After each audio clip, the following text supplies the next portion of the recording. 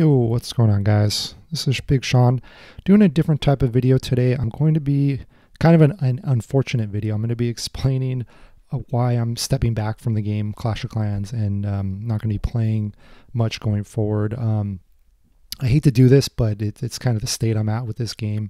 I went from, over the last year, I was very passionate about this game. I loved playing it a lot, put a lot of time into it, and unfortunately, I'm at the point now where I basically hate the game. So I'm going to kind of explain how I got to that point. I don't know if this will be interesting to anybody.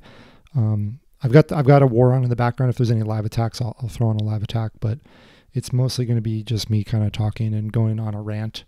All right, let's dive into it. So first thing I want to touch on is kind of my role and responsibility over the last year for Borneo9. I've been the leader for most of the year. And also I was the main base builder for our team. So I did put in quite a bit of effort. Just leading the team is time consuming. Scheduling wars with opponents, setting rosters, checking, posting announcements, making sure everybody's in the clan, making sure clan castles are filled. It's kind of a pain in the ass. You can see why nobody wants to lead, because it is kind of a pain in the ass, but I didn't mind doing it. I didn't mind it. I liked leading. I liked being in control of the team, so I didn't mind doing that. It just was time consuming. But in addition to leading the team, I was also doing all the base building, and on top of that, I was also setting up kind of fun events for our team and recruiting. I was also recruiting. I was basically doing everything. Okay, some of our co-leaders were helping, but it was like 95% my efforts. Which I didn't mind doing. I enjoyed doing it, and I liked it, and I was having fun with it. And I didn't even mind if we lose. If we lose wars, it didn't bother me. As long as people were trying and we were trying to get better, I was okay with, even if we lose wars and get knocked out of playoffs. But it's gotten to the point where it's kind of crossed the line a little bit, and I kind of have to take a step back now, and it made me realize that this is maybe not the best game for me, but so we talked about leading. Let me talk about a little bit about base building, because as I said, I'm the main base builder for Borneo9 over the last year, and so I'm building competitive Town Hall 9 bases, all the time for multiple leagues, and I've gotten pretty good at it. I feel like I'm at a peak right now because I'm the one. My skills are always improving because I'm the one who's always building all the bases. So I'm consistently getting better and better and better. And it's too bad I'm stepping back right now because I feel like my base building skills are at a peak right now. And I want to take some credit. Some people out there may not be familiar and they might challenge whether I'm actually a good builder. So I want to just take some credit for a couple of base building achievements. So I'll just touch on like two of our recent leagues. So we'll talk about the Clash Master League, the CML. This was it's a 5v5 league, and they made a giant bracket. Okay, there was like over 100 teams that signed up for this league, and they made this like gigantic bracket. So it was a pretty cool idea. And so my team entered. I built all the bases. We did well. We made it all the way from over 100 teams. We made it to the top 8 teams. And through that entire run through the bracket, none of my bases were ever tripled through, I think it was 5 rounds of play. So the hit rate on it was like 0 for 24 on my bases during that run. Now this CML is without CC and without lightning. So it is tough to triple, and the hit rates are pretty low, like 20 to 30% hit rate. But on my bases specifically, it was a 0% hit rate. So I do take credit for that.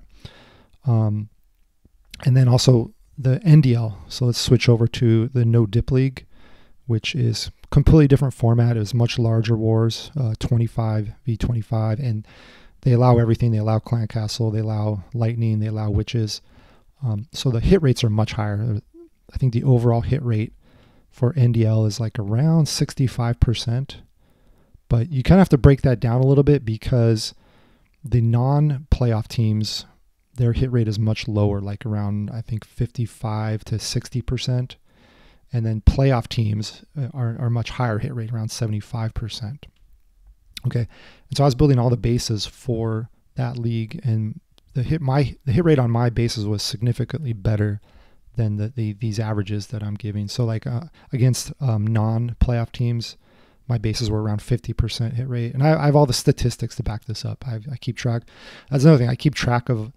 I have spreadsheets where I'm keeping track of all of our hits, all of the opponent's hits, and then against playoff teams, the hit rate on my bases was around 65%. So it was at least above average. My bases are at a minimum above average, if not, near the top. So I would take credit for that. And it shows that bases were not the issue for Borneo 9. That was actually our strongest point. It was always our bases. And that was mostly me putting in the time and the effort, which I enjoyed doing. I enjoyed building bases, designing them, testing them, setting traps, figuring out what CC will work best. So that's something I enjoyed doing. But let me switch over now to give a couple examples of what has happened recently, where I've come to the conclusion that I'm putting way too much time into this game, and some of my teammates are basically putting in like zero effort at all, and it's kind of crossed the line for me to the point where now I'm basically ready to walk away. So I want to give a couple examples, and I'll use the two leagues I just mentioned, the CML and NDL. All right, so for CML, this was, like I mentioned earlier, it was a large bracket, single elimination tournament style format, and we did well. We made it to the quarterfinals, and going into the quarterfinals, we were facing a player, one of the top attackers in the game. His name is King Leonidas. So we knew it was going to be tough, but I also had a good idea of what type of attacks he was going to be using.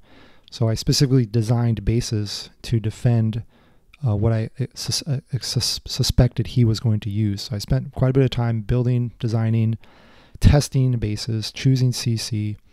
And so going into the war, this is our quarterfinal match. Okay, so we're at the top 8. If we win this, we're going to move forward to the semifinals, top 4. So going into this war, I had good confidence in my bases that we were going to hold them to, minimize the number of triples he could get on us. Well, unfortunately, what ended up happening was on the day of the war, one of my teammates, he was not able to log in during the prep period, and so he had the wrong base set.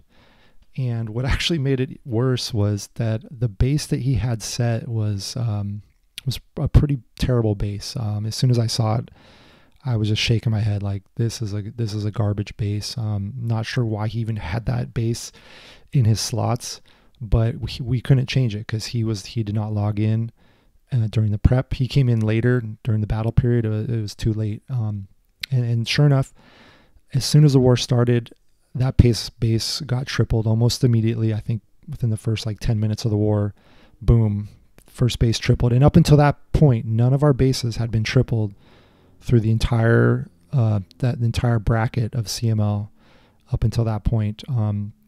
So it was disappointing. And then my other 4 bases all defended.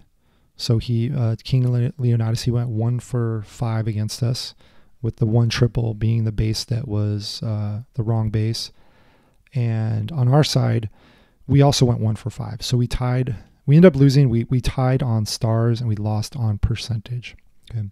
So it was disappointing. I do blame that player who did not change his base, because if he did have the right base set, the one that I gave him, again, I handed out bases to all my teammates. Okay, so I spent all this time building bases. I even, I'm having to send, because of the cooldown period, I have to get these bases ready days in advance, and then I have to send them out to people at least 24 hours before the war. Sometimes, I try to go 48 hours before the war. So I'm putting all this diligence in to get bases ready and send them to people in a timely manner. And unfortunately, I have teammates that can't bother to even log in and set the base. So if he had set the proper base, I'm confident that we would have probably won that war, because, like I said, he didn't triple my other 4 bases, and we only lost on percentage. So, as long as he doesn't triple that base, we move forward. So yeah, I was a little bit disappointed. But let me switch over now because it actually gets even worse. So the NDL, what happened to NDL is a little bit worse situation. So we'll walk through this. So NDL, we had a good regular season. We won 5 out of our 6 matches, and we made it to the playoffs. And our first opponent in the playoffs was a team that we had already previously beat during the regular season. So going into that playoffs, it was looking like we have a good chance to win this first round match and move forward. And I did spend quite a bit of time on bases. This is a 25v25 war, so I'm getting 25 bases ready, and I'm handing out 25 bases to our team. And the bases did good. Our bases did very well. I think they had a 65% hit rate on us, which is amazing considering that, Lightning and Clan Castle is allowed, and we're going against a playoff team. Holding them to a 65% hit rate, to me, that's like job well done. That's like, it's ours to lose at that point. But unfortunately, what happened here, again, my teammates let me down, only even worse this time. So we had 4 players who did not use their attacks. So we had 4 missed attacks, kind of embarrassing. And we had a player also, kind of like YOLO, a 1-star. It was a 1-star, like YOLO attack is how I would describe it. It didn't really look like he put much effort in.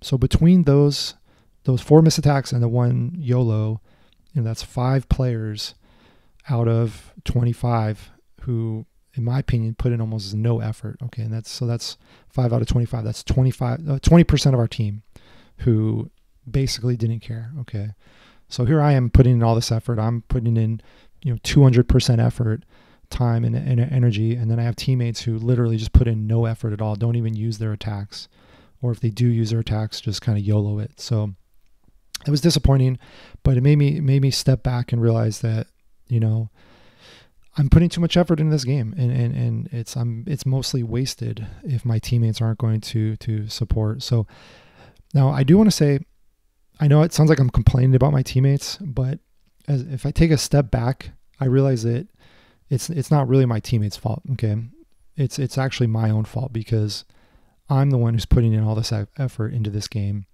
and this game.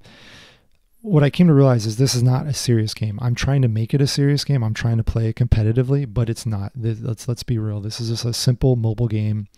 People don't take it seriously. They just want to log in, do their FCs, try to triple a base so they can feel good, and then they log out, and that's it. They just want to move on with their day. They don't want to put any effort in. That's assuming they actually even log in to do their attack. So it's not a serious game. It was my mistake for trying to make it into a serious game. And so I think it's time for me to kind of step back and move on to do other things. So I think I think this will actually work out for the best. I was putting in way too much time. I was enjoying it, but now it's just gone to the point where it's kind of silly. It's kind of silly if I'm going to put in all this time and have teammates who really don't care at all, don't log in, don't use their attacks, then it's not really worth it for me. So. All right, one other topic I want to touch on is some of the toxicity in the community. This is something, it's not the main reason that I'm leaving, but it is kind of something that is annoying, and I want to touch on it. So as a leader, I do have people bitching at me, complaining at me at times. So I want to I got some actually screenshots here I want to throw up of some. This is just a fraction of what I get from people. This is just a few I found real quick, but so in the upper left here, you get this guy here. He wanted to change the wartime, and I was not agreeable to that. So he ends up giving me the middle finger, and then he says he's going to fuck us in war at the bottom there.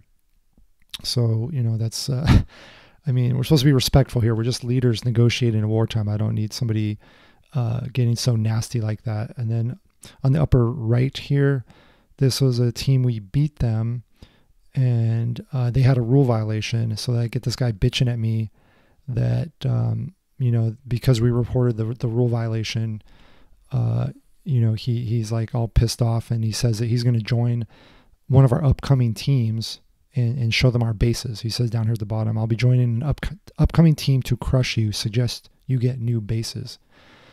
So obviously he's pretty pissed off. And then down here at the bottom, here's this guy telling me that I'm so bad.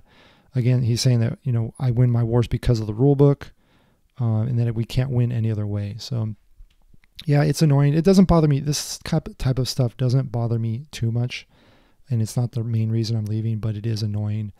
And the one thing I do want to talk about is these people who complain after they violate the rules, and then they say that that's the only way we can win is by rule violations. It's a pretty weak argument from these people, okay? They're the ones who are breaking the rules, right? They're the ones who are playing a non-rostered account, or maybe they didn't send the war challenge at the right time, or maybe they didn't use the right troops. Whatever the violation is, they're the ones who violated the rule. Then they come at me, complaining at me like somehow I'm the bad guy, or somehow that, you know, I shouldn't have reported them for breaking these rules. And again, maybe I'm taking this game too seriously. I think that's another conclusion here, is like, I'm trying to play this game seriously and competitively. And then, so I'm just going by the rule I'm playing, but following the rules for each league. And then I get people just bitching at me left and right because they broke the rules and they can't seem to follow the rules. So, you know, it's, you know, again, it just shows me this is more of a casual game. You know, people think that it's okay to, you know, if we're playing a league and there's rules, then I would expect to follow those rules. But most of these leaders here, they think it's more casual. So again, it's more of a casual game. So anyway, all right, guys, so let me wrap up. Sorry to give kind of this unfortunate video and a little bit of a negative video, but I think it's actually will be for the best, and I'll move forward. Maybe I'll start playing a different game. Maybe you'll see me loading videos for some completely different type of game. And otherwise, I'll be taking a break from Clash of Clans. And I will try to complete the current leagues we're in. We're playing the GCC, Global Clash Cup, and FTHL, Forgotten Town Hall League. So I will try to complete those leagues. I do have like another month probably. Well, I'll be semi-active with this game, but not posting videos probably. And we'll go ahead and wrap it up. But it'll be a new phase, and I hope you guys enjoyed. And I'll catch you later.